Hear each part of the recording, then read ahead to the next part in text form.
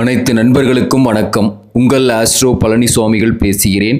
இந்த காணொளியில் மகாதேவ மலையில் உள்ள மகானந்த சித்தரை பற்றிய ரகசியங்களை இந்த பதிவில் பார்க்க போகிறோம்.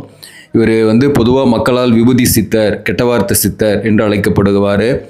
இந்த மகானந்த மலை என்பது வேலூர் மாவட்டத்தில் இருக்குது. இந்த வேலூர் மாவட்டத்தில் கேவி குப்பம், காட்பாடிக்கு பக்கத்தில் இருக்கக்கூடிய கேவி குப்பத்தில் இருக்குது. இந்த ஒற்றைக்கல் மலை அமைந்துள்ளது. இங்கு சுயம்பு லிங்கமாக சிவபெருமான் வீற்றிருக்கிறார். சுமார் 1600 ஆண்டுகள் பழமையான கோயில் இது.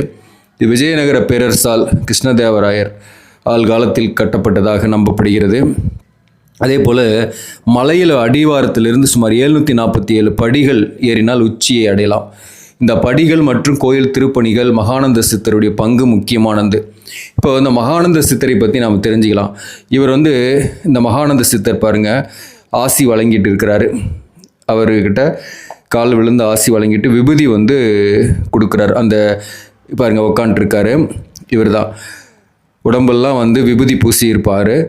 இந்த மகானந்த சித்தர்கிட்ட நானுமே இன்றைக்கி காலில் விழுந்து வணங்கி ஆசீர்வாதம் பெற்று அவர் கையால் விபூதி வாங்கினேன். என்னை உத்து பார்த்தாரு. அதே போல் இவர் தரிசித்து வரக்கூடியவங்க கிட்ட சில பேர்கிட்ட கெட்ட வார்த்தை கூட அவங்கள திட்டிடுறாரு. கெட்ட வார்த்தையில் திட்டு வாங்கினவங்க வாழ்க்கையில் மிக உயரத்துக்கு போயிடுறாங்க. பொதுவாகவே இவருடைய சிறப்பு அம்சம், இவருடைய லைஃப் எப்படி ஆரம்பிச்சுது. இவர் பிறந்தது தருமபுரி மாவட்டம் அதகப்பாடி கிராமம். டிசம்பர் 6, 1930 அன்று பிறந்தார். துறவரம் பூணும் முன்பு இவர் மஞ்சள் வியாபாரியாக இருந்தார். சிவபெருமான் மீது கொண்ட பற்றால், பக்தியால் பல கோவில்களை புதுப்பிக்கும் திருப்பணிகளை செய்து வந்தார். 35 வயதில் ஆன்மீக தேடலில் ஈடுபட்ட இவருக்கு 2002ஆம் ஆண்டு டிசம்பர் மாதம் சிவபெருமான் கனவில் தோன்றி மகாதேவ மலைக்கு சென்று தவம் செய்யுமாறு அருள்பாலித்ததாக கூறப்படுகிறது. சித்தரோட சிறப்பம்சங்கள் அப்பிருந்து பார்த்தீங்கன்னாக்க சித்தர் இங்கே மகாதேவ மலையில் தான் இருக்கிறாரு. இவர் உணவு துரத்தல், உணவே சாப்பிடாம தண்ணியே குடிக்காமல் 30 வருடமாக காற்றை மட்டுமே உணவாக கொண்டு உயிர் வாழ்வதாக நம்பப்படுகிறது. அதே போல் இவர் நெருப்பு மேலே படுத்து தவம் புரிவார். அதே போல் நெருப்புக்கு அருகில் உட்காந்து தவம் புரிகிறது, அந்த எனர்ஜியை எடுத்து வாழ்கிறது. இந்த மாதிரி இவர் சித்து வேலைகளை செய்யக்கூடியவராக இருக்கார்.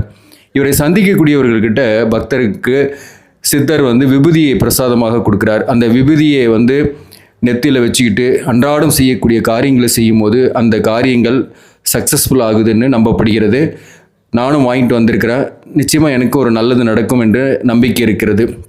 அதே போல் இவரை பொறுத்தவரையிலும் அன்னதானம் எல்லாருக்குமே அங்கே வழங்குறாரு. அங்கே வரக்கூடிய பக்தர்களுக்கு தினமும் அன்னதானம், அதுதான் மிகப்பெரிய சிறப்பு.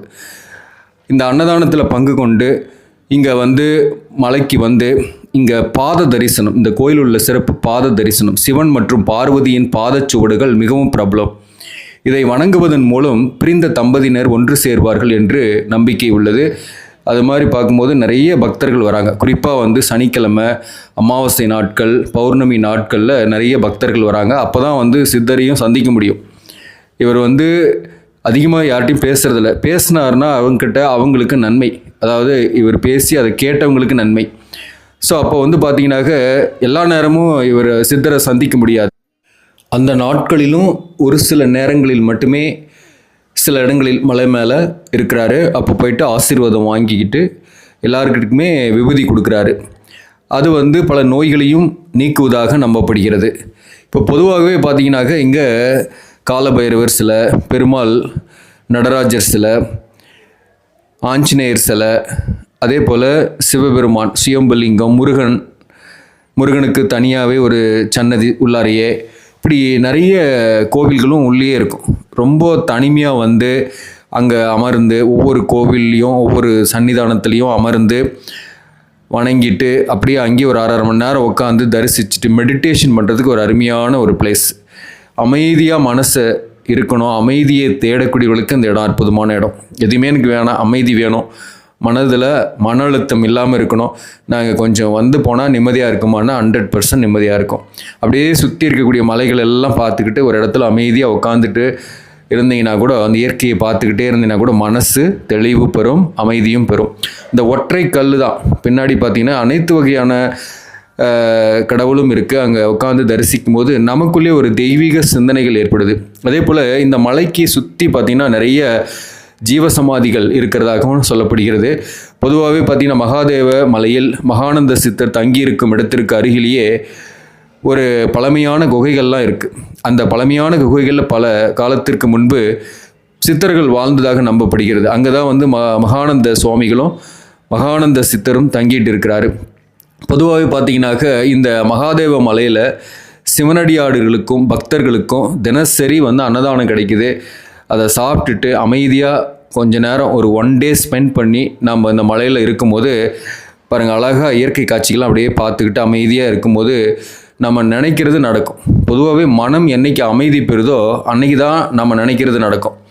நம்ம என்னைக்கு நம்ம தேடிக்கிட்டே இருக்குது, நம்ம மனசு ஓடிக்கிட்டே இருக்குது, கடிகாரம் முள் சுற்றுற மாதிரி மனசும் சுற்றிக்கிட்டே இருக்குதுன்னா நம்ம குழப்பத்தில் இருக்கிறோன்னு அர்த்தம். நம்ம என்ன நினைக்கிறோமோ அது நடக்காது. நம்ம மனம் சலனமில்லாத நீர் போல தேங்கி இருக்கக்கூடிய நீராக இருக்கக்கூடாது. சலனம் இல்லாமல் இருக்கக்கூடிய நீர் போல சுத்தமான தண்ணி போல இருக்கும்போது குழப்பம் இல்லாமல் இருக்கும்.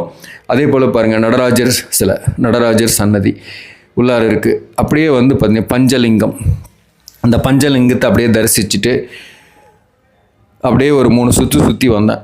சுற்றி வரும்போது நமக்கு நன்மை.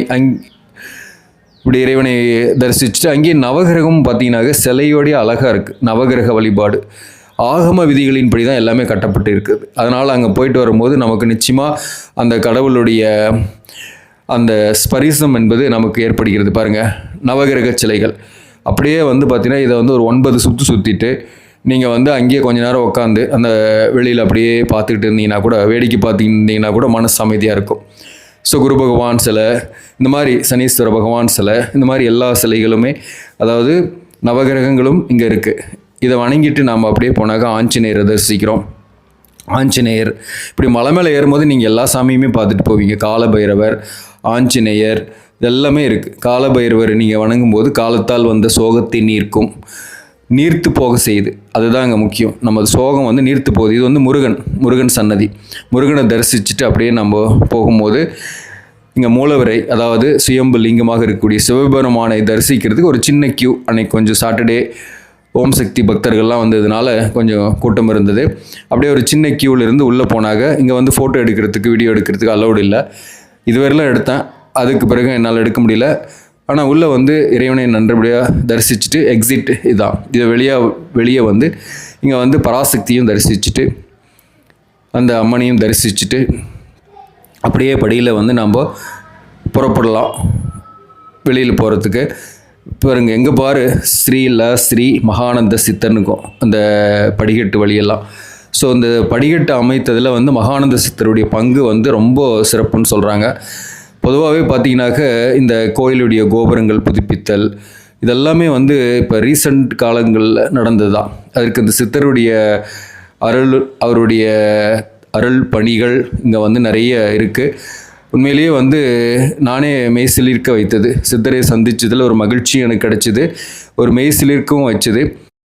சித்தர் வழிபாடுகள் செய்யக்கூடியவர்கள் குறிப்பாக வந்து மூலம் நட்சத்திரம், திருவாதிரை நட்சத்திரம் மற்றும் சுவாதி நட்சத்திரம், பூரட்டாதி நட்சத்திரத்தில் பிறந்தவங்க, உத்திரம் நட்சத்திரத்தில் பிறந்தவர்கள், அஸ்வினி நட்சத்திரத்தில் பிறந்தவர்கள், மகம் நட்சத்திரத்தில் பிறந்தவர்கள், இந்த மாதிரி ஜீவசமாதி மற்றும் சித்தர்கள் இவர்களுக்கு வழிபாடு செய்யும் போது ஒரு நல்ல முன்னேற்றத்தை அடைகிறார்கள். ஆக நண்பர்களே, இந்த பதிவு உங்களுக்கு பிடிச்சிருந்தாக லைக் பண்ணுங்கள், இதை மற்றவர்களுக்கும் ஷேர் பண்ணுங்கள். இன்னும் நம்ம சேனலை சப்ஸ்கிரைப் பண்ணாமல் பார்க்குறவங்க சப்ஸ்கிரைப் பண்ணி கண்டினியூ பண்ணுங்கள். இதன் மூலம் உங்களுக்கு ஒரு சரியான ஜோதிட தகவல்களும் ஆன்மீக தகவல்களும் கிடைக்கும். நன்றி, வணக்கம்.